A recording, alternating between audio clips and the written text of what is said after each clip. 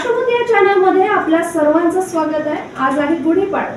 मराठी नूतन वर्षाच्या आपल्या सर्वांना शुभेच्छा। त्यासोबतच हे वर्ष आपल्या सर्वांना भरभराटीचं जावो। राष्ट्रमत चॅनलतर्फे सदिच्छा। शिवसेना उद्धव बाळासाहेब ठाकरे पक्षात हिंदुत्वामध्ये सलोखा समभाव या ठिकाणी पाहायला मिळतो। अनिल देसाई, चंद्रकांत हंडोरे राज्यसभेचे सदस्य, काँग्रेसचे ज्येष्ठ नेते व माजी महापौर राष्ट्रवादीचे मुबारक खान साहेब या सर्वांनी रमजानसारख्या पवित्र महिन्यामध्ये इफ्तार पार्टीचे आयोजन केले।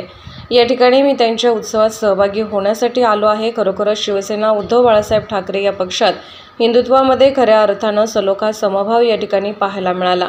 भारत निवडणूक आयोग फ्री अँड फेअर वातावरणात निवडणूक करते, मात्र खऱ्या अर्थाने निवडणूक फ्री अँड फेअर वातावरणात होते का याचं निवडणूक आयोगाकडे नियोजन असायला हवं। चंद्रकांतजी हंडोरे राज्यसभेचे सदस्य, काँग्रेसचे वरिष्ठ नेते, माजी महापौर मुबारक खान साहेब राष्ट्रवादीचे नेते, आमची सगळं मंडळी आणि खास करून रमजानसारख्या या पवित्र महिन्यामध्ये आपले मुस्लिम बांधव हे त्यांचा फार मोठा उपवासाचा आपण उपवास म्हणतो ते रोजा म्हणतो आणि पवित्र महिना आहे।